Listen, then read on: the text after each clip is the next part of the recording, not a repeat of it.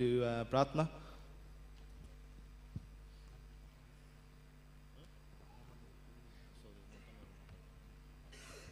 Sajananda Swami Maharaj Ni Jai. Namanahu Karu Vishwaparane. Karagari Kaho Bhakti Barane. Araj Mahare Uramadharo. Vipati Mahari Shri Hari Haro. Havarayasharo Mahare Nathi. Sarvajanane Shukahu Kathi. Kathana Kadama Aap Chodhani.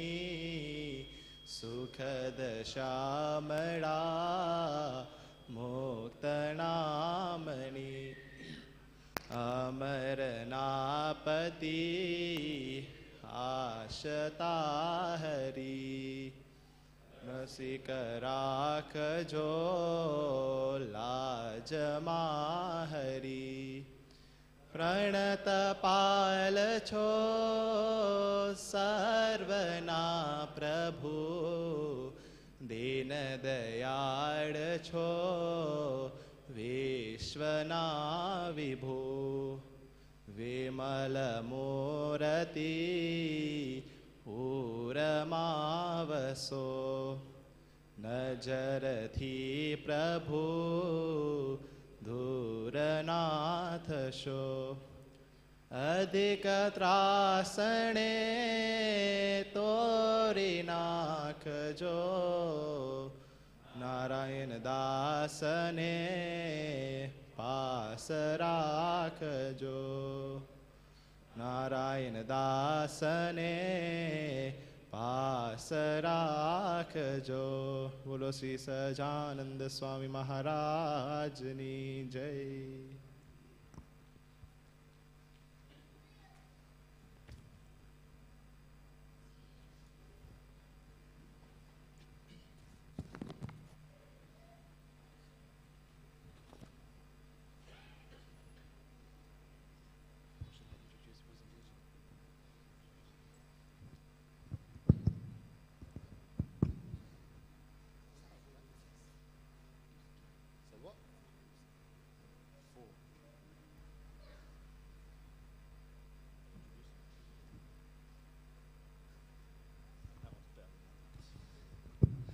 Jai Shri Swaminarayan Bhaktone.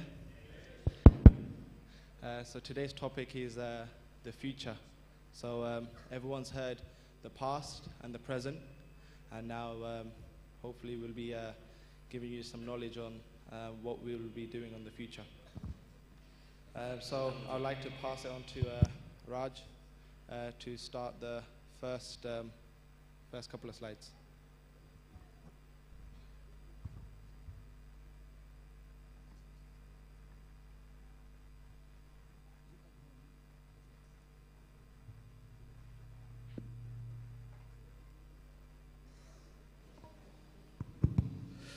Jai Shri Ram, guys. Damn, this is loud. Jai Shri Ram. My name's Raj from East London, so just so you know me. We're going to get into groups, so groups of, let's say, 10, 12, so 4 groups. You guys, and you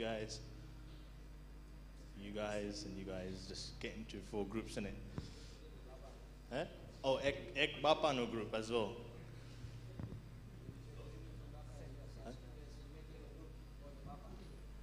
So, one group, the Bapas, one group here, one group there, and you guys can relax.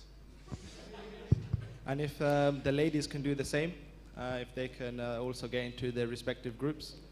Can we make the group numbers a bit fair? This group here is a bit ocho here.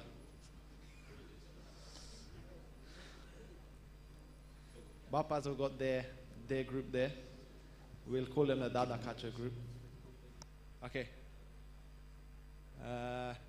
Right, if we can spread everyone out a bit. If the back group can go a little bit further back, if you can. Right, so during this presentation, we'll be going in and out of questions. So when there's questions, we'll be asking groups to talk about it within themselves. And the whole point of this whole presentation, the objective is to self-reflect.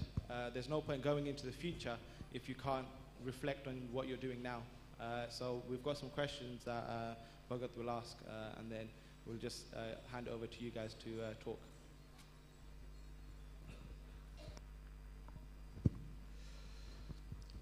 So, guys, these are your groups. Stay in your groups for the next hour, hour and a half. There's going to be loads of group activities, group discussions, etc. So I'm going to start off with first question. What is your greatest achievement to date, satsang-wise? What's the greatest satsang thing you've done? Like you've done 50 maras, you've done 50 pradikshanas, you've read the Bhakti Chintamani. Like, what's your greatest achievement? I'm going to go around and pick on a few people as well. So you've got 2-3 minutes to discuss.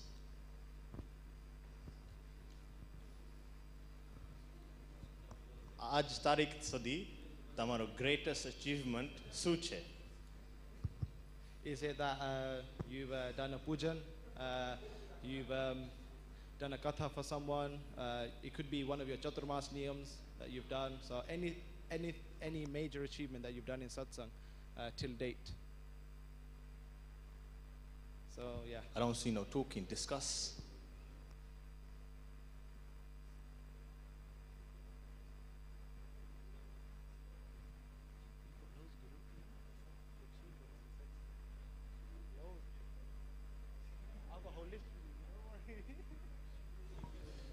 Whenever it was, when you were 5 years old, 10 years old, 15 years old, 20 years old, you know, you got some young bapas there, 50 years old. What's your greatest achievement? તમે અકલા વર્ષ થયા હે તો તમારો greatest achievement શું છે? તમે India યાત્રા કરી આવ્યા 4 ધામમાં કે તમે નાનકડા છોકરાને તમને સંસ્કાર આપ્યા હે, તો શું છે તમારો greatest achievement?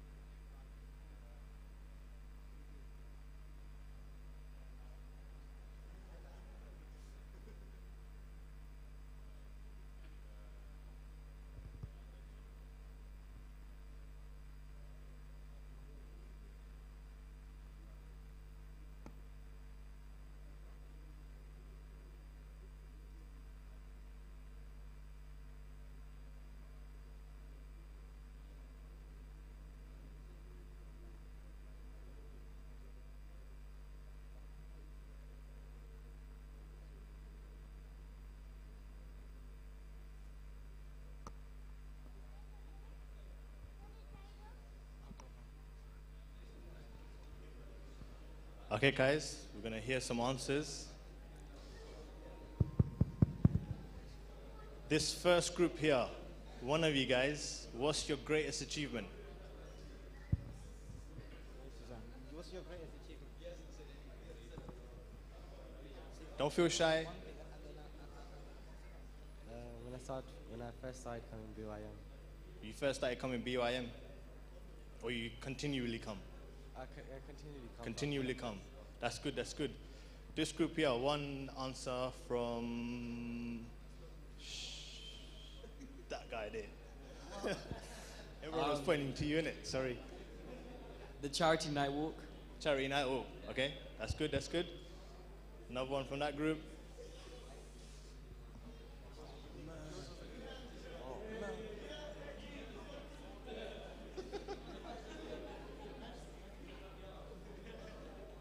Okay, my greatest achievement was when we were going yatra, and they're also doing the Mangalarti in the mornings of all the dams and all that. Solid, solid. Last group at the back.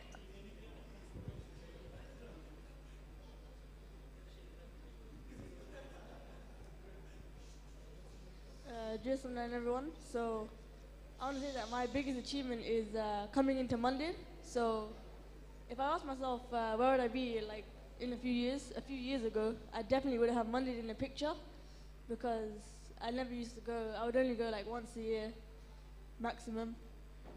Sorry, minimum, and I would just never see Monday in the picture. So it's a big. I've joined Monday, so.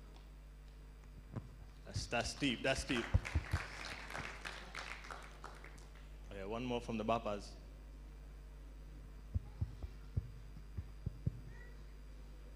Why you gotta pick East London for? You need to find somebody from here.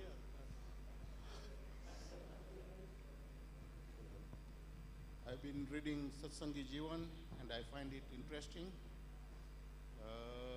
That's the most I've achieved. That's good, that's good. I think my father started reading it as well, so I think that might be his as well, greatest. I've been one of the fortunate. From very young age, I've been in the Sri Kachila Patel Samaj Mombasa and Sri Kachila Patel Charitable Trust, Sri Satsang Samla Mandir Charitable Trust Mombasa. We've done great projects, schools, housing, medical fund, you name it, and Mombasa has been pioneer holding, and I've been able to serve in the legal and the accounts department for all the leaders. Thank you very much.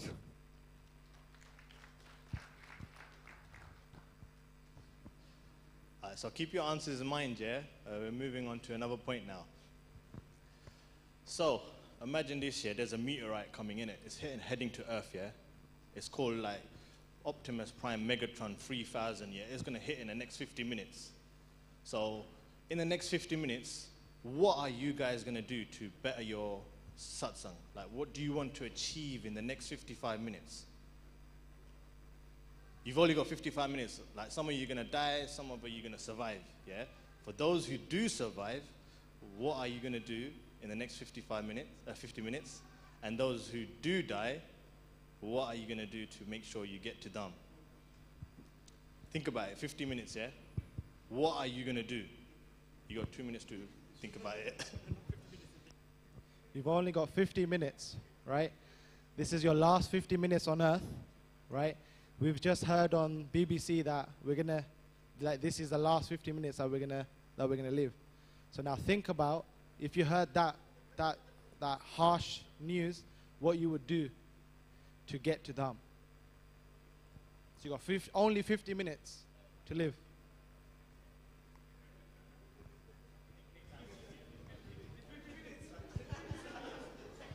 हमरा आपे news में सांभळ्યું है કે comet આવેરો અમે film જોઈએ ને આર્માગેડન ઓલો આકાશમાંથી અહીંયા આવે પછી દરિયામાં મોટો બોમ્બ જેવું ફાટે આપને બધાને ઉડાડી નાખશે અમુક એના જીવસી અમુક એના નહીં જીવી પણ આપે નેક્સ્ટ કલાકમાં આપે શું કરશી આપનું અચીવમેન્ટ મીટ કરવા. Have a think, guys. This is your last 50 minutes to live on Earth.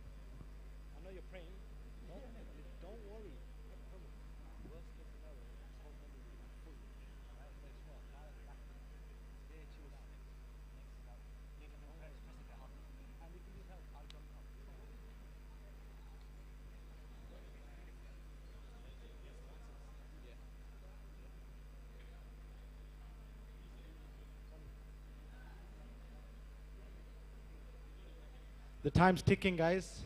We need to start getting closer to Bhagwan.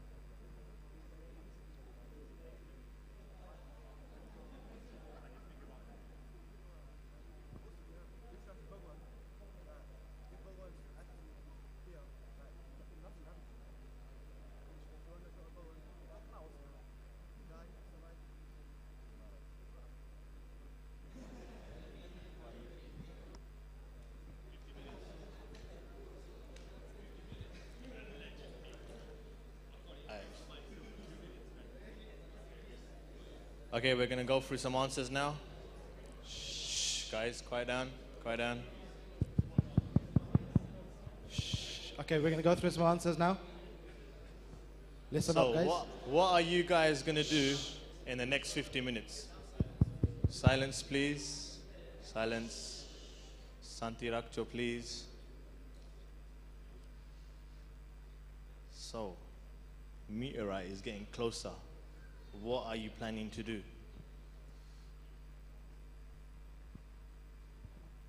Jai Somran.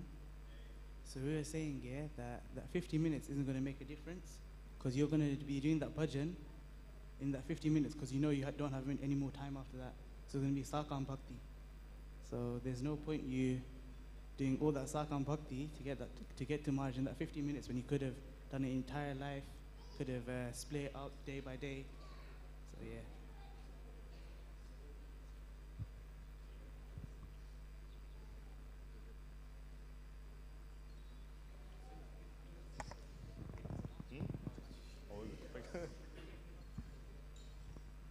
Jai Shri Swamrain.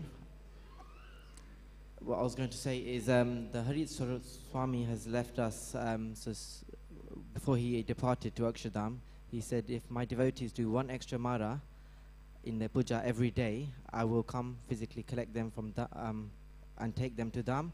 So anyone that hasn't been doing it, it doesn't mean that you've not done it in the past. So if you've got 50 minutes, you could obviously get that one Mara done.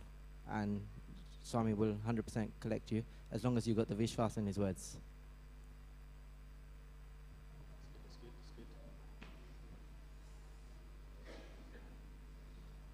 Jai Swaminarayan.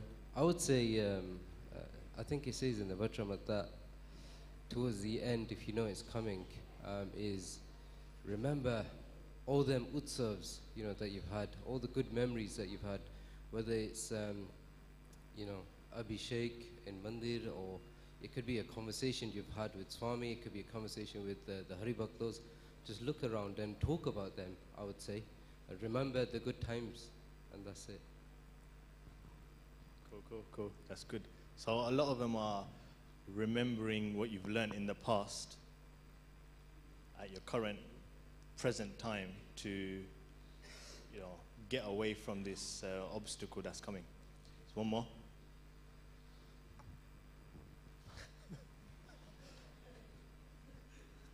Yes or no, everyone?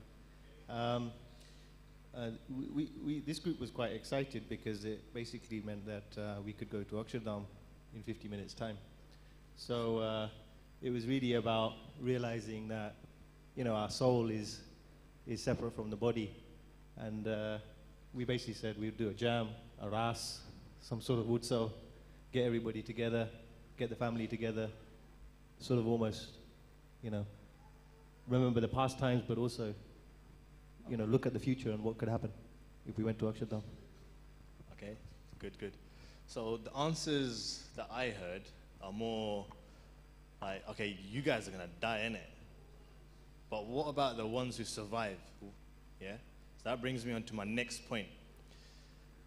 So I'm gonna say Bhavesh, Paresh, and the last chap that spoke, you guys are gonna die, innit? Because you're kind of ready for it. Yeah? So the others who aren't ready for it, you've got a future to look forward to. You've got a phone call from the government that you made it into a nuclear bunker. So your survival, is in the bunker. So now think about this. Now that you've survived, you've made it to the bunker, what are you going to do knowing that you survived a nuclear, destruction? Also, what are you going to do in the future? Are you going to go back to being, going back to normal, like work, home, sleep, work, home, sleep? Or are you going to do something different now? So think about an answer that you're going to better yourself in the future, and we're going to come back to it at the end. Also, for those of you who have survived, obviously you're going to be looking for some sort of direction now. So I'm going to bring the next person who's going to be the guru for your nuclear bunker hideout.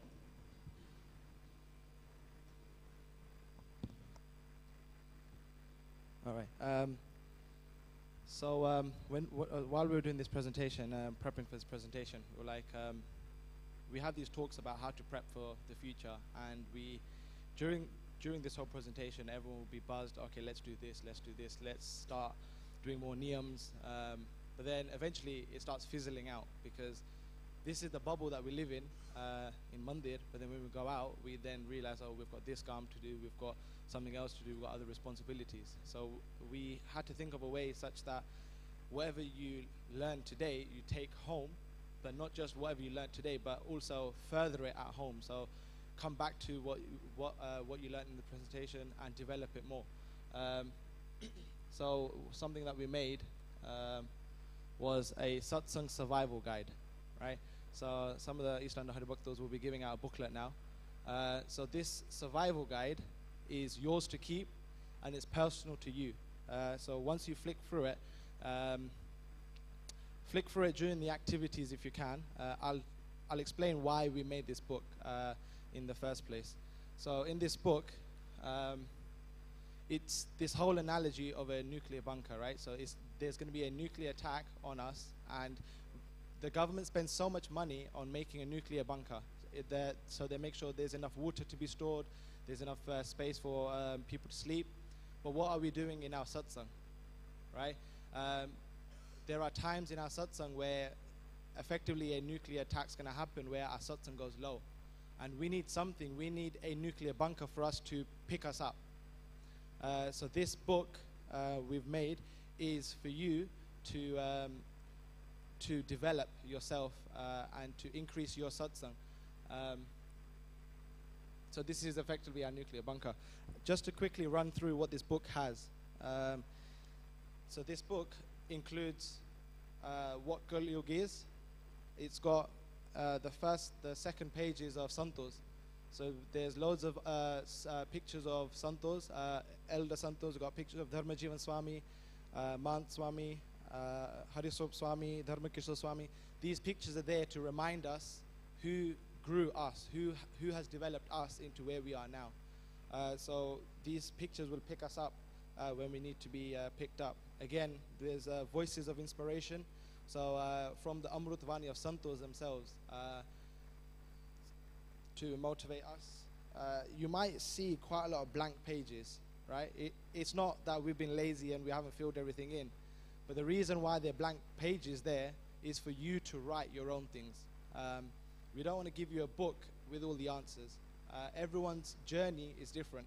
Our ultimate goal is Maharaj's Murti, but the journey that we take is going to be a slight alter of everyone else's. there's a topic in there about ang. Everyone has different angs. One person's ang might be more bhajan bhakti, one might be seva, but that's personal to you. It doesn't mean just because your parents do another ang or your other Hari Bhaktas do another ang that you should copy them. You go by what you do. Maharaj has given us these angs for a reason. When our satsang falls, that ang is our pillar to stand on. No matter how much your satsang falls and you get demotivated, that ang is what you enjoy doing. So if there's singers that like love singing kirtans, no matter if they're not interested in katha, they'll always have that passion for kirtans. That's why Maharaj has given us such a broad range of sadhanas for us to do in satsang. It's not just read the shastras and that's it. He's given us kirtans, he's given us seva, he's given us santos, acharyas, murtis, you name it, Maharaj has given it to us. So we need to dwell in this. There's also a plan, your weekly plan, month. Then we've been blessed this year to have Adhik Mas. So we start thinking about what niyams we want to do in Adhik Mas. This Mas only comes one in every 3 years. So we start preparing on what niyams we want to do. Then that brings us on to Chaturmas. Then we've got the New Year's, so in November time, what we want to do before the New Year's and after the New Year's, and then also think about what we want to do next year. It's not, it's entirely up to you how detailed or how brief you want to keep it. There's also a part of Dhyan Murti. We haven't given you a Dhyan Murti to look at. Everyone's Dhyan Murti is different. It might be Kentan Gancharaj, it might be Bhuj Mandir, it might be Chappaya, whichever Dhyan Murti you have, you can put it in there and think about why that Murti is your Dhyan Murti. Why does that Murti attract you so much to its roop? So this book is there for us to pick us up. So satsang's a roller coaster, just how life is, right? There's no point me saying, oh yeah, satsang's always going to be amazing for all of us, because there are times in our life where Maharaj tests us. Our karmas come back to us, and it's a time for us to realize what our satsang is. So it's a roller coaster, but this book is there to push us back up. The main message for this book, before we go on to some other points, is the more we put into this book, so i.e. the more time we spend writing in this book, thinking about what we want to do, the more this book will help us, right? So if we write our plan this year, next year, if we think about what our ang is, some people don't know what their ang is, or they might have different Dhyan Murtis. So Maharaj has recommended us to have one Dhyan Murti. So if we start thinking about what we want to do, that gets our brain ticking. And then eventually, if there's one time of in our life where our satsang dips, we've done all the hard work now. So if you start putting in the hard work now, this month, next month with this book, you've basically saved yourself in the future. So your future self will be thanking you now because you've done all the hard work. So higher inputs yield higher earnings. Just a question for everyone. What is something that we have, but once it's used, we can never get again? Any ideas? Feel free to shout out. Time. Okay, you guys got it quite quickly then, yeah. So time, right? So time is something that we all have, and everyone has the same amount of time. Whether you're rich, you're poor, you're knowledgeable, you're not knowledgeable, every soul on this earth has the same amount of time, right? 24 hours. But the reason why people are more advanced in their knowledge or more laid back is because how they use their time effectively.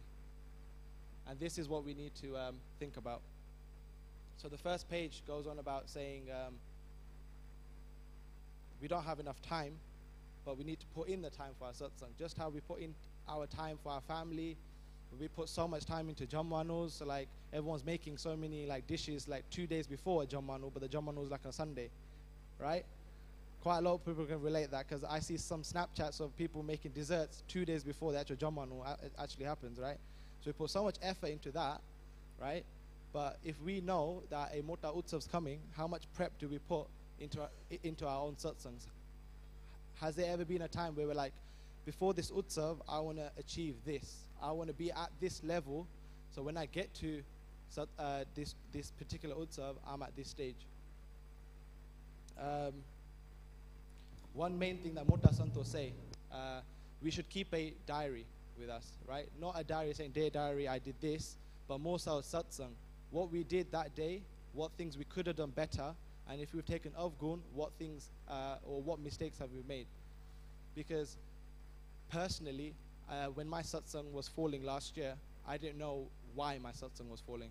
I knew it was falling because I started doing less things in my own bhajan bhakti. I was like, how come all of a sudden it started falling? And then Santos and Haribhaktas were saying, have you written a diary of all the things you've been doing? Because if you have a diary, then you know what mistakes you've made or who you've said something to, right? So if you've said something to the wrong person, you know that my satsang's falling because I've taken avgun of this person. Then you go to this person and say, Bhagat, I'm sorry that I've said this to you, and then you can talk about it, and once that's been resolved, your satsang will go back up. So this can be a part of it, or you can have your own diary. Many Haribhaktas and even Santos do this, that they write a diary, and it's also a chance to reflect. So this time last year, where were you, and now where are you, right? Because if I said to you, this time last year, what were you doing? Or this time last year, how many niyams were you actually doing? Does anyone know? Anyone? Right, so Santos can tell you what they did last year because they've written everything down. But it's a chance for us to actually improve our satsang, because if we know that we haven't made much progress in the last 3 months, we can then start getting ready and doing extra things. I want to go over the Kalyug page. So the whole presentation is on the future, and because we're in Kalyug is going to knock us back quite a lot. Right? Just how in Mahabharat, the Pandavas were getting ready for the Yudh. They didn't want the Yudh to happen, but they had to get ready for it because that was their duty. So our duty, even though we don't want Kalyug to happen, we need to be ready ourselves. We need to have our army ready to fight the negative effects of Kalyug. I'm sure some of you have heard kathas, how bad Kalyug will get. If someone's been fortunate to read the Bhavishya Puran, the Bhavishya Puran actually tells us what's going to happen in Satsang. It's predicted what's going to happen, right? All right, okay. So I want to run through some of the things so your brain can start ticking of how bad Kalyug is going to get. Harsh times will fall upon the earth where dharmas will just be non-existent. Fathers and daughters, sons and mothers will all go in a bar and have a party. Right? There's no respect of who's your mum or who's the daughter. No one will know who's the mum or the daughter because of the maryada wouldn't be there. So the whole family, rather than going mandir, they'll be in pubs dancing away. There'll be wars just over a few coins, right? Just over a bit of land. So everyone will be ready to have a war over just a simple argument. If you look at the Srimad Bhagavat, it has a lot in there that I'll talk about. These dogs, I'm sure everyone's seen, all these Western people are buying chihuahuas and like getting like Louis Vuitton bags and like pampering them so much, right? Srimad Bhagavat in the 12th canto has said, right, this is going to happen. People will respect their animals more than Brahmins and sadhus, right? Right now, we come and we respect santos, right? But you can see this already, right? These Western people are now buying lavish things for their animals. They're buying lavish food and beds and everything for them. So this is what the Srimad Bhagavat says, that we'll have more respect for our animals than our Brahmins, our sadhus, and our elders. I found this picture online. There's going to be a chaos in the household, right? If you have a look at this, I'll give you 1 minute to think about all the dharmas that have been broken in this household, right? So the kids are eating out of a bowl, so that's all the etals going everywhere. The daughter up there standing on the worktop, finding food. The dog's running around, so there's not much hygiene in there. And the mom's sitting there, right? So the mom's got 4 kids effectively, right? And if you look close enough, she's pregnant, right? So this is what's going to happen. Like, people aren't going to value the mema behind having children, right? I remember Baldev Swami said, that when we have kids, the only time we have adhikar to have kids is if we have enough power to take them to Dham, right? This is said in the Upanishads, right? We can't just have kids to increase our vanch. It's only if we have enough power to get them to Dham is if we're worthy to be parents. So it's quite a big step for those that are parents. That's always in their mind, right? What are my kids going to do in the future? And this is and that's a point I'll touch upon later on. So the whole household will be a mess in the future as well. And to overcome Kal Yuga, in the Srimad Bhagavad it says, even though we're in Kal Yuga, how can we effectively let that not affect us? And Maharaj is Murti. If you do constant dhyan of Bhagwan, the causes of the effects of Kal Yuga will be reversed, right? There's a reason why Maharaj kept in the Gadara the first Vajramat. What was the answer to the first question? What's the hardest thing to do on this earth, right? Is a constant keep your constant vritti on Maharaj, right? Once we've achieved this, we've achieved everything. Kal Yuga is not going to affect us because we are constantly in connection with Maharaj. Right, I'll pass it on to Sanil Bhagat to talk about some obstacles in our satsang. Jai Shri Swamnaran. I'm not used to this loud mic, sorry. So Maya is anything that gets in the way of you and Maharaj's Murti. It's something that it's getting a bigger, it's becoming a really big problem for us, especially nowadays and leading into the future. Maya is going to cause us many problems in our satsang unless we are able to control it. So, are you actually aware of the effect of Maya on your life? Because, let's say, for instance, so right from when you were born, you're surrounded by Maya. Your whole life, you're surrounded by Maya. Maya is not, you can't put a limit on it. It could be a phone, it could be your thoughts, it could be social media, it could be anything. Anything that distracts you from Maharaj's Murti. So, one question I'm going to ask for your group discussions is, can you control Maya? If so, how? So just discuss for a couple minutes. Can you control Maya? And if you can, if your answer is yes, how?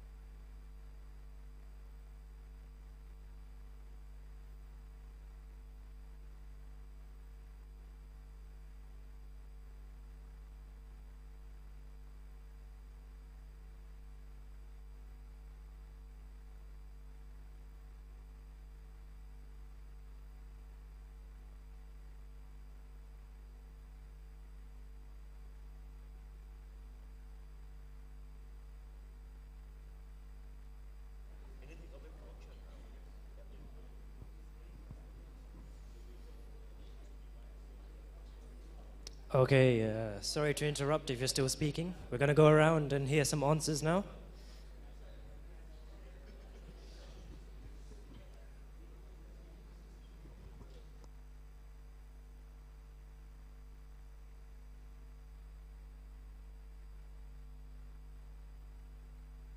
Come on, Manoj.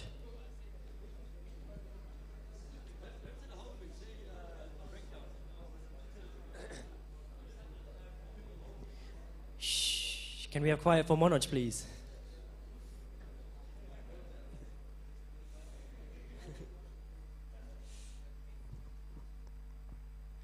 Okay, so my answer was a little bit long.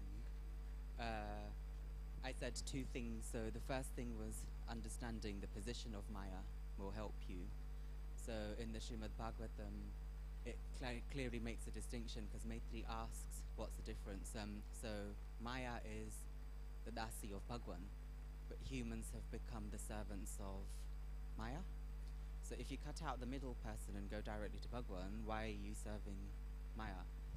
And then the other second element is elevating our sense desires into a higher purpose. So the scriptures say that lust towards other women is a very cheap imitation of what we should be feeling towards Bhagwan. One example of Maya is food. We all want to eat nice food, but if we only eat food that's been offered to Bhagwan, we've already transgressed the boundaries of Maya and elevated that to a higher purpose. So a lot of the actions that we're doing, if we do it for Bhagwan, we can still enjoy material, we can still enjoy sense desires. It just elevates it to a higher platform. Thank you. That's a great answer. Right, so Manoj had a good point about senses. So one of the problems we face in this day and age, and it's only going to get bigger in the future, is your senses, controlling your senses. Yeah, each of your 5 senses, it all feeds your brain. Yeah, so that's the direct Maya going into your brain. Yeah, you eat barnu, yeah, that's going straight into you. That's Maya. You're going to think differently. You're going to act differently after that. So, can you control it? Yeah. There's different ways to control it. It is possible. It's not impossible. Maharaj just even said, can we have a presentation? All right. Yeah, so tamane bhajata adu jepare mangiye amane nanare. Where's that from? No? He sang it this morning. Yeah, Fagwa. So Maharaj says, in that line it says, whatever comes in the way of doing bhakti for Bhagwan, you're asking for Bhagwan to change the effect of that Maya from negative to positive. The whole Fagwa is about getting rid of the attachment, getting rid of that effect. You're asking Maharaj, help me through Maya, help me overcome it. So there's a quote from the Bhagavad Gita: Maya is hard to overcome, but those who take refuge in me alone cross this Maya.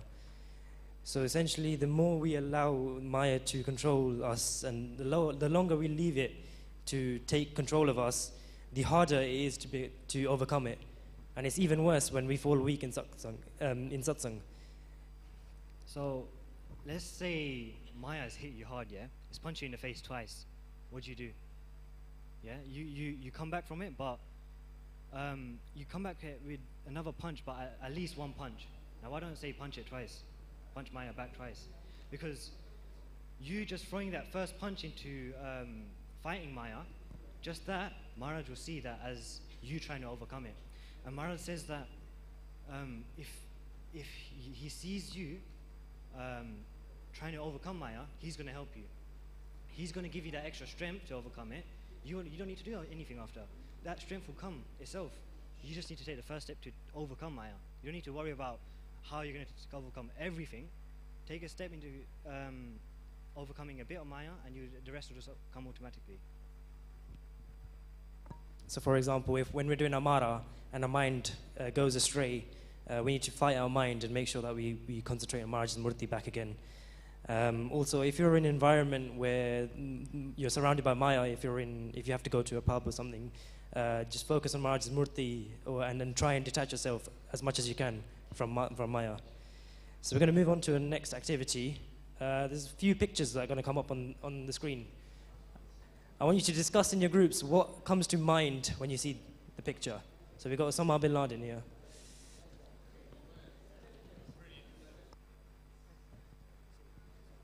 Look at the screen. There's going to be 3 pictures. Describe one. So there will be 3 pictures up on the screen. What is the first thing that comes to your mind? And describe the character there.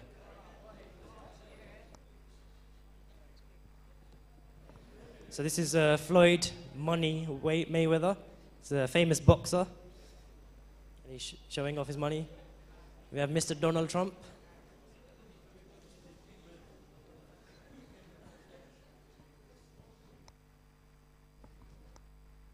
Okay, we're going to get some feedback on the answers. So what comes to your mind when you see these pictures?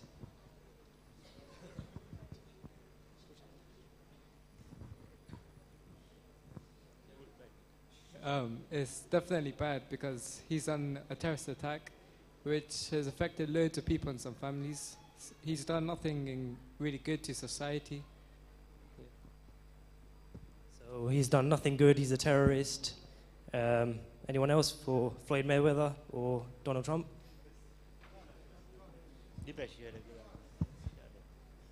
Mayweather's a really good businessman. So Mayweather's a very good businessman.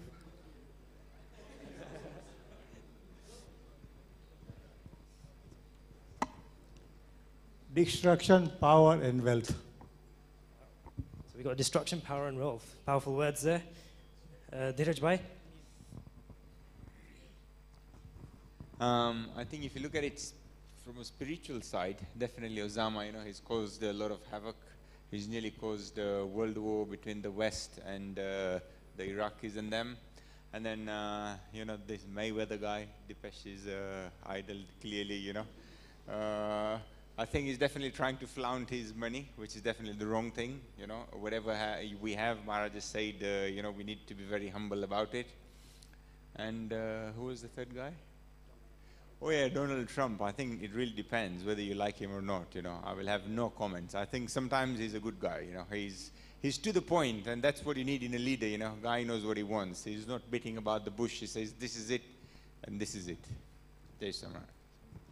Thank you. I'll probably hand it over to Himish now. Jai Sri Swamnar. So don't worry, we didn't just show these pictures randomly and just pop them up for no reason. So I'm going to have another quick activity similar to this is, so now you've described these people to me. What do you think, so if you had to name one trait that makes a satsangi or the perfect human being, what would you say that one trait would be? One trait, that's it, nothing else. Have a discussion for a couple of minutes. You have to pick the best trait that a human being or satsangi can have.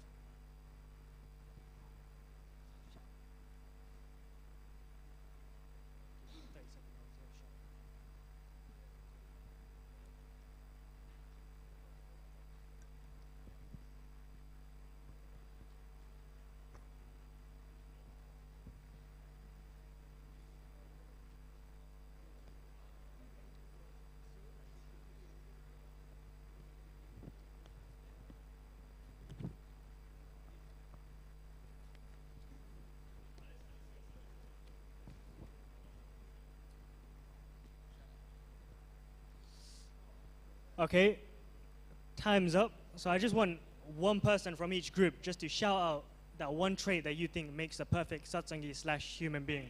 Shh. So if we first, quiet, shh.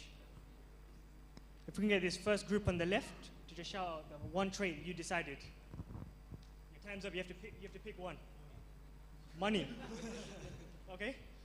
So, yeah? Sorry? Being humble. The group on the far right. Would you say bhakti is a trait?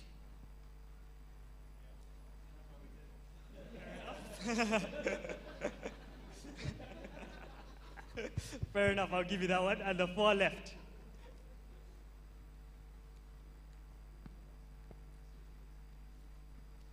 Any one trait.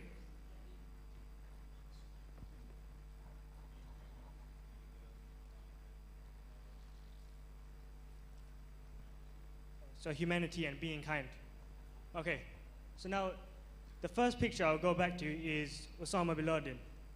Now, all of us know he's caused chaos in this world, he's caused wars, and he's killed a lot of innocent human beings. But there is a flip side to this. Although for some people this may sound a bit weird, but in his own weird way, he's had a reason for this. In his own weird way, he has a belief in a religion where he thinks he's following it on his own right path. The whole point of this, I'm saying, is looking at gun and avgun. So the first things that came to our head when we saw the three different people is basically negative aspects of their lives. So we thought about, for Osama bin Laden, he causes terror. For Mayweather, we thought that he's a show-off, basically. He's just flaunting his money to everyone. And for Donald Trump, he's a bit, let's just say, weird. But, so the main thing is here, so that we live, unfortunately, in the culture that we live in, it's a very negative culture. For example, when we watch the news, unfortunately, we've been grown up like that, so that we want to watch the news to see something negative. It's something that intrigues us, seeing war, things like that. And Afghan is one of the traits that Bhagwan dislikes the most. Here it says, in the Vashrama, it's been mentioned over 240 times. That's one of the biggest traits Bhagwan speaks about, and he says that if you ever speak ill of a sant or a devotee, there is no prashit for it. There is no forgiveness. You'll never get that forgiveness from Bhagwan, no matter what you do. Now, in this world, we've probably spoken bad about each other. We've spoken bad about other devotees. It can be the smallest thing. The problem is if you've ever taken a step to do something about this. Have you approached them to make sure that they know you've said something bad to them, but you've also tried to ask forgiveness from them? That's where Bhagwan will forgive you. You can't just ask Bhagwan for forgiveness. You have to ask that devotee or sant for forgiveness. If everyone just reads this quote, I think it puts it into context how much negative thoughts can have an impact. So in a minute, some of us can speak 1,300 words. Now imagine in 5 minutes, if all you had was negative thoughts, how much damage you can do on someone. That's 1,300 in a minute. Imagine in 5 minutes of talking ill of someone. And also, so what the main focus of this is, in the future, we want us as Satsangis to have a mindset where we only see Gur as the first thing. We want to flip it. Instead of seeing negative things as the first thing, it's not a problem seeing the negative aspects of someone, but it shouldn't be the first thing you see. You want to see the positive aspects of that person, and then they could be negative. And now, from that, I'll be passing it on to Anup, and he'll be going on about growth in Satsang. Right, so we've just spoken about the obstacles that we're going to face in this journey to Maharaj. But now we need to start growing in Satsang, right? So to be able to grow in Satsang, you need to know what's going to become your obstacles. So Himesh Bhagat has spoken about the obstacles. Does anyone know which flower this is? Dandelion, right? Here's a dandelion, yeah? Or is it daffodil? Dandelion, yeah? Right, so a dandelion is grown in practically any moist condition, right? You see in the UK, it can spawn anywhere, like in little cracks in the concrete, but it doesn't need a specific environment. But once it's grown, for it to spread its own dandelion seeds, it has the seeds on the outside, and if you blow it, it spreads everywhere, right? And this is what our satsang needs to be like. Our santos have come all the way from Bhuj Mandir to the UK, right? And they've grown us to where we are now. They've given us our gnan, all the love that they have for Maharaj, they've given us. So santos have grown us as a dandelion. So what are we going to do? So our seeds, i.e. the whatever gnan that we have, our barko, apna gnan, we need to pass this on, right? So soon as because obviously we're not going to be here forever, so we need to pass on whatever we have. It shouldn't be, oh yeah, I know this, so I'm only going to keep my knowledge. We should keep passing on, just how the dandelion shares all of its seeds. The only way to spread our satsang and to grow is give everyone the knowledge that we have, and all the seva and everything, bhajan bhakti. So moving on to another flower example, a sunflower. Before this, right, Dev Krishna Swami said a good vakya. He said, if you want to keep the floor wet, there's no point getting a large bucket of pani and putting it on the floor, because that water will dissipate and it will dry up a lot quicker. Right? Dev Krishna Swami said, if you have a small dhar, small dhar of pani, a small stream of water, that will constantly keep the water wet, the floor wet. That's what our satsang needs to be. Just because we have a utsav and we all go ghela and we all go like buzzed up, doesn't mean, oh yeah, we're going to hit high in satsang. We need to constantly have that flow, constantly have that's why Maharaj has given us our niyams to do. Right? That's a constant flow for our satsang. Now sunflowers. If any of you have seen sunflowers, the sunflowers is a quality that we need to, their qualities of a sunflower we need to adopt in our lives as well. So the sunflower follows the sun during the day. Right? So the sunflower itself would move around to gain maximum exposure from the sun. And this is what we need to do in Mandir. We need to, all the labh that we get in Mandir, all the seva that Haribhaktas ask, we should say, okay, I'm up to do the seva. Because the maximum, if we maximize our opportunities, we're going to maximize as much labh in Mandir, and we'll be able to advance in our satsang. So those are the two flowers that we need to adopt their characteristics. I pass it on to Himesh Bhagat to talk about sustainability.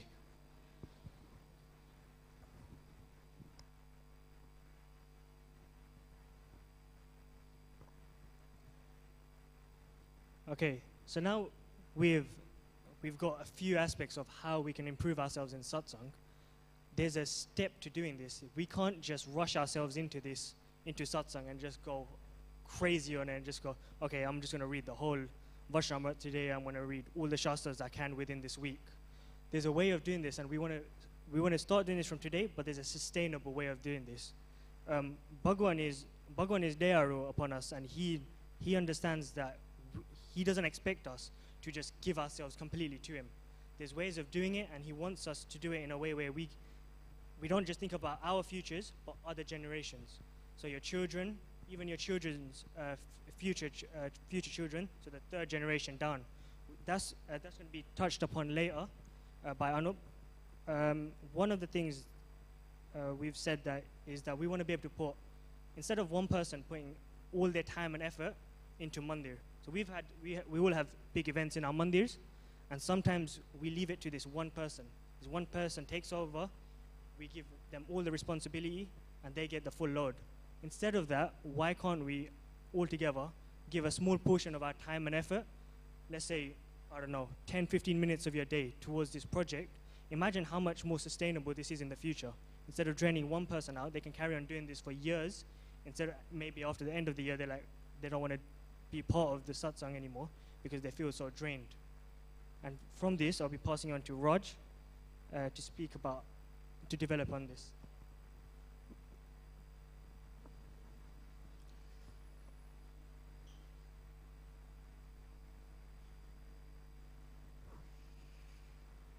So Himesh and Anup spoke about sustainability in satsang. So imagine you guys all love paneer, right? Hands up, paneer lovers, paneer tikka masala, paneer butter masala, chili paneer. Come on, my guys. Oh, only 2 people in this whole crowd like paneer. 3, 4, 5, 6. Okay, you all like paneer, yeah? So you're in a restaurant, yeah? You start eating your paneer, yeah? You're gonna have one paneer cube and another paneer cube. You're gonna eat it slowly, yeah? You're not gonna get the whole bakuru and just stuff it on your face, right? You're gonna eat it slowly, one bite, and then you're gonna have the pepper. You might have makai. So slowly, you're eating it, right? It's the same with satsang, yeah? You want to pick bits. You want to do one mara today, and then you're going to do, later on in the day, you're going to do one pradikshana. Or, for example, if you did everything in one go, you'll buckle, right? The same way, if you had too much panya, like you'll have a tummy ache, and you'll have problems in the morning the next day. Same with satsang. If you take too much in one go, if you try to say, I'm going to do 100 of that, 100 of that, 100 of that, you're going to drop, right? And you're going to be like, oh, no, forget this, I'm going home, yeah, I want to watch cartoons or whatever. The same way, you use the panya analogy in satsang. Try to do everything slowly, pace yourself, don't go straight into it. And working together as well. If you're building a building, you're not going to chuck concrete in there and then water and then the windows and then the doors and the steel beams and then the roof tiles and, hope for the best that's going to be a building to live in. You're going to do it slowly, right? You're going to have your foundations first, and then you're going to have your groundworks, then you're going to have your bricks, then the windows come in, then the doors, and then the roof, and then you go inside, and then it's a house. Same way, in satsang, you have one person where you learn something from, and you have one shastra where you learn something from, and then you put them both together. You're not going to say, okay, just put both of them together and then hope for the best. You're going to do slowly, like you're going to build and work together. So bringing on to the next point, helping others, is Brahmo and Sunny. So in satsang, we tend to be very selfish most of the time, often with ourselves. We do prarthana for ourselves, for our future. Maharaj, please help me with my exams, or Maharaj, please help me to be a better satsangi. But we forget about everyone else. And that's the key aspect in satsang. Satsang is about doing it together. So, Sunny will talk a bit. The future, you don't know exactly what you're going to face. Everyone faces different problems. In satsang, you can fail, you can fall, like we said before. If you're not sustainable, you're going to fall. At one point, you could be at a low point, and you need someone to help you. And your closest friends could be on a low point. And you need to acknowledge that they're at a low point, and you intervene, you help them. No one's going to say no to you helping. So people have helped us in a way. So, for example, santos, yeah? They never say no to anything we tell them to do. Padramis, gathas, they never ever say no. Yeah? And let's look at Yuvak Mandal Santos, Ramkrishna Swami and Ganshaprasad Swami. 2 years they were here. Have you acknowledged how much they've done for us? They done the Apno Lok Sibir, brought all the Mandirs together. Ever since then, it's been a proper tight bond, hasn't it? There's so many big utsavs last year. In every utsav, every Mandir was meeting up together. You meet Haribhaktas, you got to know people because of what they done for us. And is that same concept that we need to pass on to everyone else? So help people out in satsang. So how can we help others? So something that Swamis have often said is Maharaj listens to us more if we're doing prarthana for each other. So there's 2-3 people in this room today who often do this. They find a soul who they want to help, and they do a mara for them. And once the obstacles have been overcome, they move on to the next person and the next person.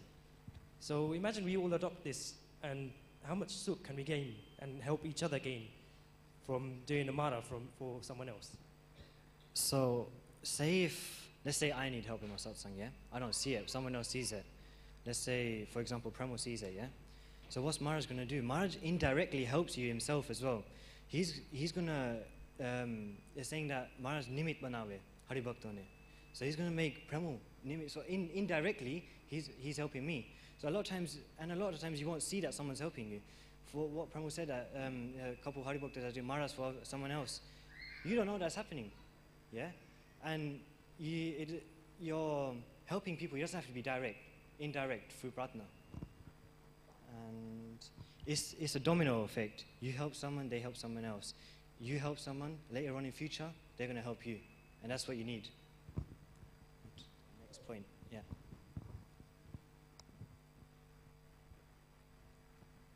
Okay, if we can have the PowerPoint slide up.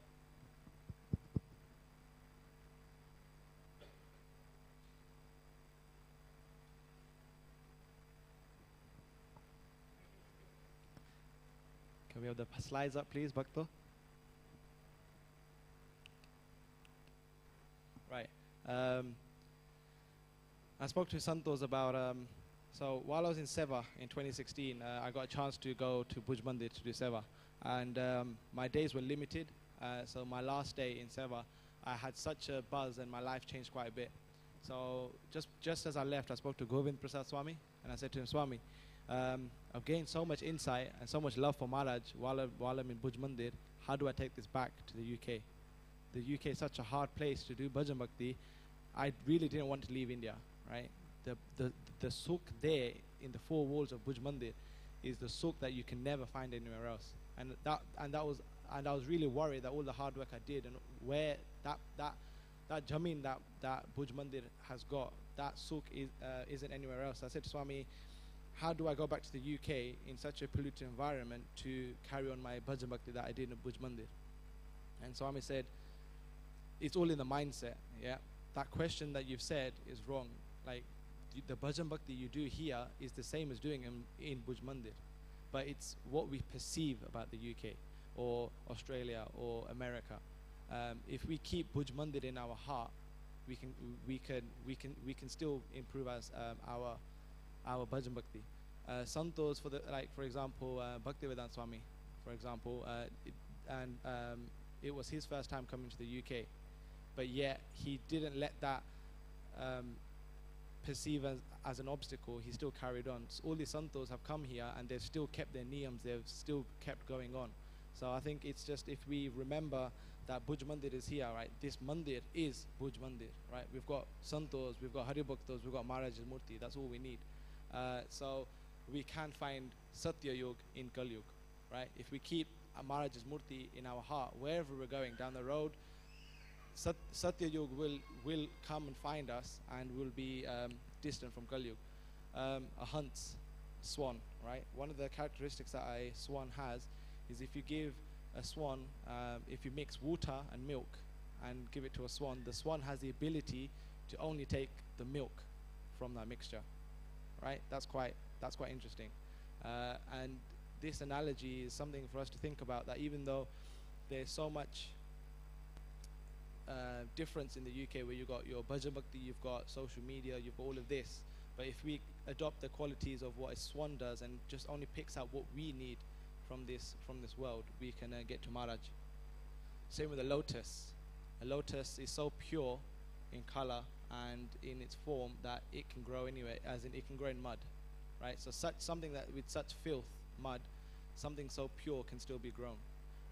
So our future, even though in Shastras it says Kal Yuga is going to be hitting us, it doesn't mean that we should give up. We should still carry on, because just how a lotus can grow in such a filthy environment, we still have hope in our future. We can manipulate this world, this UK, for the good, right? People say, oh, kids are constantly on their phone. Families are now started watching TV and they're not doing katha, ghar sabha at home. They're always on their phones. This is something that's always going to be there in the UK, but how can we adapt this to better ourselves in satsang? Bhuj Mandir, for example, has done so much for us for our phones. They've got Shiksha Patri, they've got the niyams, they've got Kirtan Namwali, they've got live darshan. We've got everything on social media. Santos have accepted the fact that we use social media and they've adapted themselves around us. For one example is, I wasn't here on Friday, so I tuned in to Kenta Mandir's live feed on YouTube, and I still enjoyed the sukh that you guys had listening to the bhajan bhakti, right? So just because you can't be somewhere, or just because you're not sitting in front of a murti, doesn't mean you can't still keep satsang going. So we need to still find a way to get into satsang through any way. We need to find a bond. One main thing I took out from when I went to Bhuj Mandir for Seva was finding a link to Maharaj wherever you go. So Padipavan Swami said to me, we had a talk, and he said, give me anything, give me an activity or an item, and I will relate it to Bhagwan.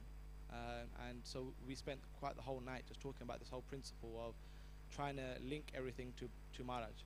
So what I do now, for example, one quick example is my university is near the River Thames, right? So what I do is I have River Thames. Now how do I link that back to Maharaj? So I think, okay, it's similar to the Ghela Nadi. Maharaj went to the Ghela Nadi with Haribhaktos, and they're playing playing around and having a good time in the Gela Nadi. Even though it's the River Thames, we can still link it back to Maharaj's Murti. Another example is people that go on the trains to go to work. We all get quite frustrated when it's quite congested and when it's quite hot, right? And that's one of the times that we actually forget about Maharaj, because we're so annoyed that this person's coming so close to me. So one thing that I do is, even though it's so hot and so congested, the link that I find that to Maharaj is just how in the 2010 Bhuj Utsav, it was so hot and there were so many Hari Bhaktos that all of us were waiting for Maharaj's darshan in the summer, and the darshan that Nanandev gave us was him adorned in Chandan Avaga, right? So now from the TFL, you've gone to Bhuj Mandir, and now we're focusing on Maharaj's Murti because we've found that link from normal society to Maharaj. And there's so many links out there, right? So one challenge I set you is when you go from now till when you get home, right? Whatever you do, try and think how you can relate it. It doesn't have to be an activity, it can be an item, right? And try and find a way. It can be serious as you want, how funny as you want. It's the beautiful thing about our dharma is imagination, just how we have Mansi Puja. One final thing to end off is our legacy. So we know that we have prominent figures in our sampradaya that have left their legacy, and still to this day we are always remembering their legacy. Haridasot Swami, right? He's set up all of these Yuvak Mandals, and without him none of us will be here today. Dharma Jivan Swami, through the power of communication, even by letter, all of our 8 mandirs have been built, right? That is their legacy that they left for us. So what's the bigger picture? We need to leave behind something for our generations. So we're sitting here, we have a presentation on the future, but we need to not just worry about our future, but about everyone else's future. So as I said, all the Mota Santos have always left a legacy. From the time they wake up to the time they go sleep, they have one laksh that they band, that they want to leave for all of us. I was speaking to Santo in India as well, and we come up with this rule that we should adopt, the 3-generation rule. So if we all adopt this rule where we focus on our generation, our kids' generation, and our grandkids' generation. Now if we focus on how we can further the next 3 generations, and we pass this on to everyone else, right? So our kids will then look after their generations. So just how in the first PowerPoint slide we said Kali Yuga is going to get quite bad, but if we adopt this rule, our generations are always worrying about the next 3, the next 3, the next 3, and by the time Kali Yuga gets worse, if we keep this in practice, right, we can help the generations to come. Right, so time's up, right? 50 minutes is gone. A bit more, just over an hour has gone, right? So this whole analogy of this nuclear disaster. So we've given you the tools to think about your obstacles, how to grow, the realization of what we need to do, and also how we can manipulate the guns and avguns, and all of the theory that we've given you. So we've given you the theory behind it. We've given you these books to use. So now it's all about time to do practical, right? It's all about adopting this. So now we've all survived this whole nuclear disaster. Now what we need to do is become the change, right? So there's no point just sitting here and like thinking about it. If we now utilize these books, talk to more Hari Bhaktos, and if we actually change ourselves and have this rule of 3 generations, we'll be able to better the future overall. I'd like to finish off. Thank you for giving the opportunity for us to present, and Jai Shri Swaminarayan.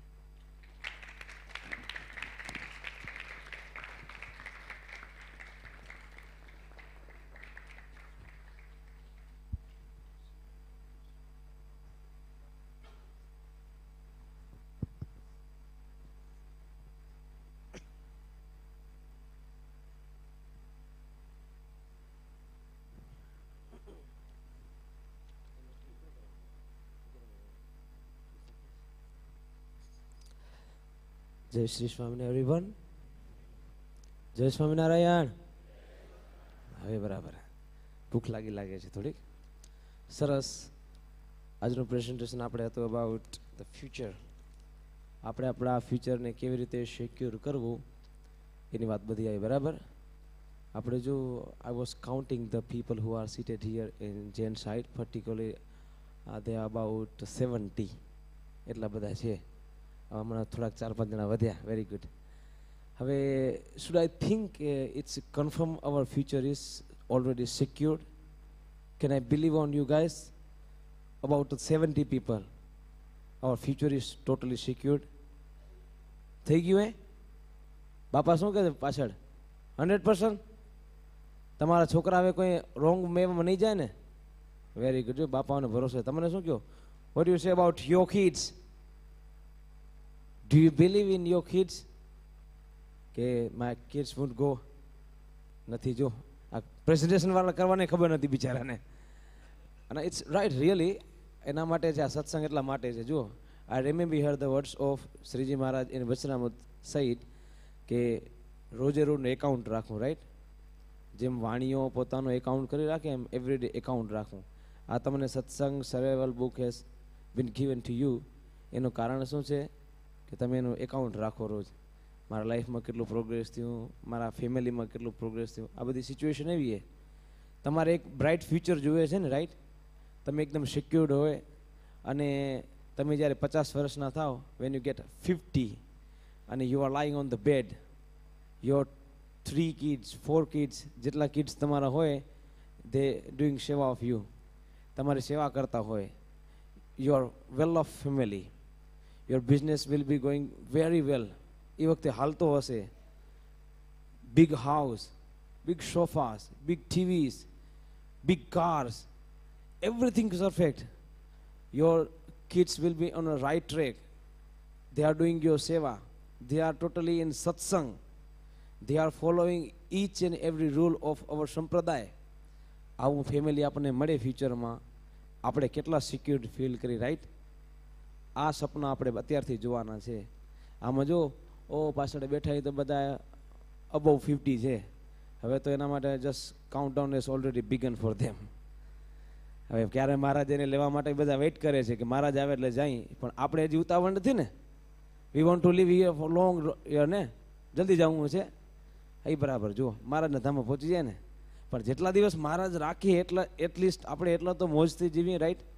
તો એના માટેના બધાએ આ પ્રયત્ન છે કે ફ્યુચરને કેવી રીતે સિક્યોર્ડ કરવું. જુઓ, પાસ્ટમાં આપણા વડીલોએ આપણને ઘણું બધું શીખવાડ્યું. પ્રેઝન્ટની અંદર અત્યારે ધ સંતો ભુજ મંદિર they are doing 100% there. They are trying very hard just to secure the present plus future. એના માટે આ સેમિનાર, એના માટે શિબિર, એના માટે કેમ્પ્સ, એના માટે કથાઓ, આ બધું શેના માટે થાય છે? આ બધું ફ્યુચર આપણું જનરેશન એને સાચવવા માટે થાય છે. એટલે you guys have a big responsibility. બહુ જવાબદારી મોટી છે તમારા ઉપર. જેટલી તમારી જવાબદારી છે એટલી જ અમારી જવાબદારી છે. because if you choose a wrong way, we are the responsible. Maharaj will scold us. તમે જો રોંગ રસ્તે જાઓ. because Maharaj has given us responsibility as well. તમે શું કામ ધ્યાન ન રાખ્યું? we are trying hard. similarly you have also try કરવી પડશે તમારે બધાને બહુ, તો કામ થશે.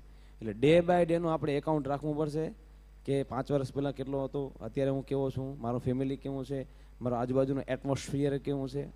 આ બધી એક વસ્તુને કાઉન્ટ તમારે કરવું પડશે, તો કામ થશે અહીંયા કને. એટલે આ પ્રેઝન્ટેશન દ્વારા ફ્યુચરને કેમ સિક્યોર કરવું એ તમે ભાગવત વધારે તમે ડિટેલ જોશો ને, ભાગવતમાં લખેલું છે કે અંડર 16 હશે girls, she will be pregnant, already will be pregnant under 16. આવા દિવસો આવશે એ વખતના સમયમાં. અને men will live only 36 years. Only 36 years માણસનું પૂરું. અત્યારે કળિયુગમાં માણસની એજ કેટલી છે? How many years has been given in shastra? 100 years, right? 100 બતાવ્યા છે, પણ how many of the people live 100 year? Very few ને. અરાઉન્ડ 60, 70, 80 વિકેટ ફોલ્સ ડાઉન થઈ જાય છે કે નહીં? આ શું હે? This is the impact of Kaliyug. The day we already started fishing. આ ચાલુ થઈ ગયું છે.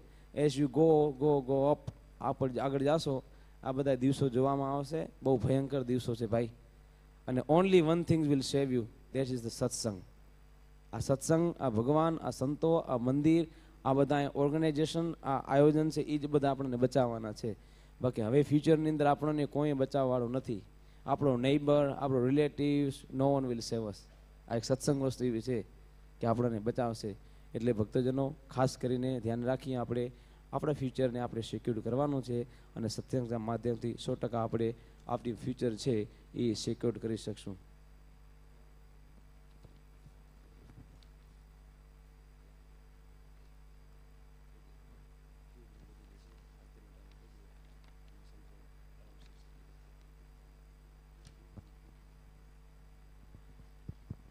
Just around everyone.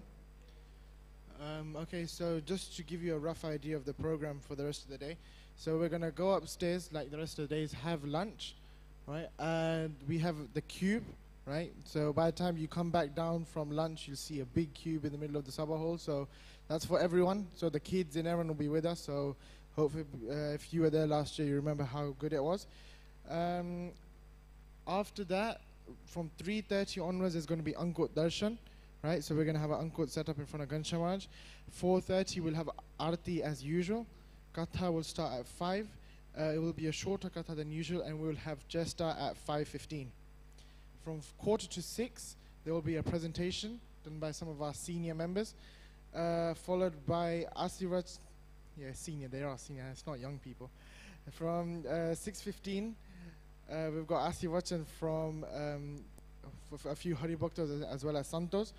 And then we've got the usual announcements. Santos do plan to leave by 6:30 today. So if you need to ask questions or make the most of it, please do so in that time. After, from 6:30, 6:45, we will have Ras in the evening. Yuvak Mandal are the Yajmans for today's Takatari. And after that, there will be dinner for everybody. So if you could stay for the whole day, I mean, we've got loads of things to plan. Then please do. Lastly, a big thank you to East London Mandir for coming down and doing the presentation.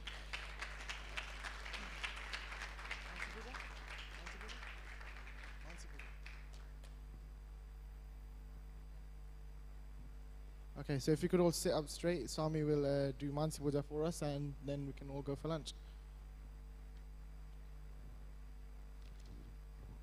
એકદમ સાવધાન બેસી જાઓ બધાય. एकदम सावधान, आंख बंद करी. Okay, so after the lunch, 2 o'clock, you all have to come down here in this hall. We will have the cubes. So don't forget, after the lunch, straight we'll come down here. एकदम silent, बने हाथ घुटन ऊपर राखी, आंख बंद करी, कमर ने tight करी, મનની અંદર ભાવના કરવાની. 3 દેહ, 3 અવસ્થા, 3 શરીરથી પર શુદ્ધ એવો ચૈતન્ય બ્રહ્મરૂપ એવો હું તે ભગવાનનો દાસ છું. આ જગતના કોઈ પદાર્થ સાથે મારે કોઈ રિલેશન નથી. I have only relation with Maharaj. આવી ભાવના કરી અને સંકલ્પ કરજો. બપોરનો સમય થયો છે. મહારાજને મેં સવારે સરસ મજાના હિંડોળા ખાટ ઉપર બેસાડ્યા હતા. અનંત મુક્તોની સભા મહારાજની આજુબાજુમાં બેઠેલી છે. સંતો, પાર્ષદો, ભક્તો. મહારાજને રિક્વેસ્ટ કરું કે મહારાજ, બપોરનો સમય થયો છે, આપ થાળ જમવા માટે પધારો. મહારાજનો હાથ પકડીને સરસ મજાના રૂમમાં મહારાજને મહારાજના ચરણ ધોડાવી, હસ્ત ધોડાવી, મહારાજે પોતાના શરીર ઉપર ધારણ કરેલા જે સરસ મજાના વાઘા હતા એ વાઘા ઉતારી સરસ મજાનો સૌમ્ય વેશ મહારાજને ધારણ કરાવી સોનાના બાજોઠ ઉપર મહારાજ બિરાજમાન થયા છે. બીજા સરસ મજાના બાજોઠ ઉપર મહારાજ માટે મેં વિવિધ પ્રકારના વ્યંજન, ભોજન, પક્ષ્ય, ભોજ્ય, લેહ્ય, ચોષ્ય, આ 4 પ્રકારના ભોજન મહારાજ માટે મેં તૈયાર કરી રાખ્યા છે. મહારાજ જમવાનો સમય થયો છે. મહારાજ, આપ જમવાની તૈયારી કરો. સરસ મજાના પાત્રની અંદર મેં મહારાજને સૌ પ્રથમ રોટલી શાક મહારાજને પીરસ્યું છે. અલગ અલગ પ્રકારના શાક, દૂધીનું શાક, ગીસોડીનું શાક, કોબીનું શાક, ફુલાવરનું શાક, સરસ મજાના બીન્સ મહારાજ માટે બનાવ્યા છે. એમાં સરસ મજાના ચોળાનું શાક, સરસ મજાના વટાણાનું શાક, ચણાનું શાક, અલગ અલગ શાક મહારાજ જમે છે. મહારાજ આજે સરસ મજાની ગોળ ગોળ ફૂલેલી મેં તમારા માટે પૂરી બનાવી છે અને એના માટે સરસ શ્રીખંડ મહારાજ તમારા માટે બનાવ્યું છે. મહારાજ સરસ મજાના શ્રીખંડને પૂરી સાથે જમે છે. મહારાજ આજે સરસ મજાના મેં તમારા માટે દૂધપાક બનાવ્યો છે. મહારાજ દૂધપાક જમો. પ્રેમથી મહારાજ દૂધપાક જમે. સાથે સાથે સરસ મજાના તૈયાર કરેલા ગરમા ગરમ માલપુઆ મહારાજ જમે છે. સરસ મજાના માલપુઆ જમે છે મહારાજ. ભાવ અને પ્રેમથી કહું છું કે હે મહારાજ, હજી તમે જમો, હજી તમે પ્રેમથી જમો. એક પછી એક આઈટમ મહારાજ પ્રેમથી જમતા જાય છે.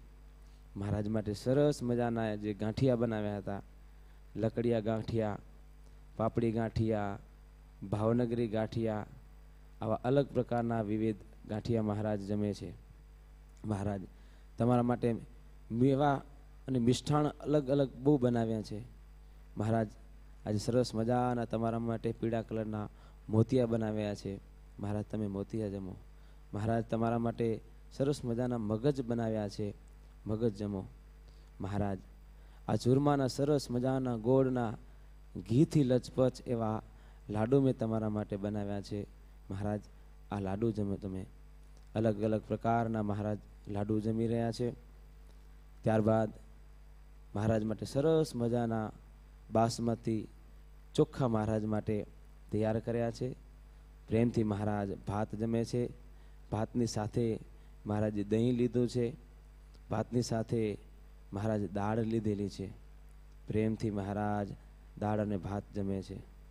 મહારાજે તમારા માટે સરસ મજાની સુંદર ખીચડી બનાવેલી છે. મહારાજ ખીચડી જમો. મહારાજ ખીચડી જમતા જાય. બાજુમાં સરસ મજાનો છાશનો ગ્લાસ મહારાજ માટે મેં રાખ્યો છે. સરસ મજાનો છાશનો ગ્લાસ મહારાજ પીતા જાય. દાળ ભાત જમતા જાય. બાજુમાં સરસ મજાના વિવિધ પ્રકારના અથાણા રાખ્યા છે. હે મહારાજ આ અથાણા જમો. સરસ મજાનું કેરીનું અથાણું, ગુંદાનું અથાણું, બીજોરાનું અથાણું, મરચાંનું અથાણું, આ વિવિધ પ્રકારના અથાણા જમતા જમતા મહારાજ છેલ્લે છાશ પીએ છે. ત્યાર પછી મહારાજ ખૂબ જમ્યા. પેટ ઉપર હાથ ફેરવીને મહારાજ કે બસ બહુ જ આજે જમાણું. ત્યાર પછી મહારાજ હાથમાં સરસ મજાનો કળશ લઈ અને મહારાજને હું હસ્ત પ્રક્ષાલન કરાવું છું. મહારાજ હાથ ધોઈ હાથ કોરા કરે છે. મોઢું લઈ મોઢું કોરું કરે છે. જળપાન કરાવ્યા બાદ મહારાજને સરસ મજાનો સુંદર વિવિધ પ્રકારનો મુખવાસ મહારાજને અર્પણ કર્યો છે. મહારાજ મુખવાસ જમે અને ભાવથી આજે મહારાજ માટે સરસ મજાનું નાગરવેલનું વિવિધ મસાલા નાખીને મહારાજ માટે પાન બનાવ્યું છે. મહારાજ આ સરસ મજાનું પાન તમે આરોગો. પાન મહારાજ આરોગી ત્યારબાદ સંતોની પંક્તિ થાય છે અને સંતોની પંક્તિની અંદર સ્વયં મહારાજ પીરસવા માટે આવ્યા છે. બધાએ સંતોને ભક્તોને ખૂબ ભાવ અને પ્રેમથી મહારાજે બધાને પીરસ્યું છે. સંતો ભક્તો બધાએ જમી લીધા બાદ થોડી વાર જ્ઞાન ચર્ચા થયેલી છે. જ્ઞાન ગોષ્ઠી બાદ મહારાજને પોઢવાનો સમય થયો છે. સરસ મજાના સુંદર પલંગ ઉપર મહારાજ બિરાજમાન છે. આજુબાજુ સરસ મજાની સુંદર સુગંધ આવી રહી છે. એવા દિવ્ય વાતાવરણની અંદર મહારાજ પોઢવાની તૈયારી કરે છે. મહારાજ પોઢે છે. મહારાજની હું સેવામાં છું. મહારાજના એક એક અંગો પ્રેમથી દબાવી અને મહારાજ જ્યારે પોઢી ગયા છે અને હું ત્યારે મહારાજની સેવાની અંદર અખંડ રહ્યો છું. સહજાનંદ સ્વામી મહારાજની. ચાલો અત્યારે હવે એ ભજન થઈ ગયું અને આપણે જાશું સીધા હવે ભોજન તરફ બધાય. હા, આત્મા તૃપ્ત થયો. હવે દેહને તૃપ્ત કરવા માટે જશું. તો ફટાફટ સ્ટેન્ડ અપ થઈ અને સીધા we will move to upward, ઉપર જવાનું બધાને. નીલકંઠ હોલ.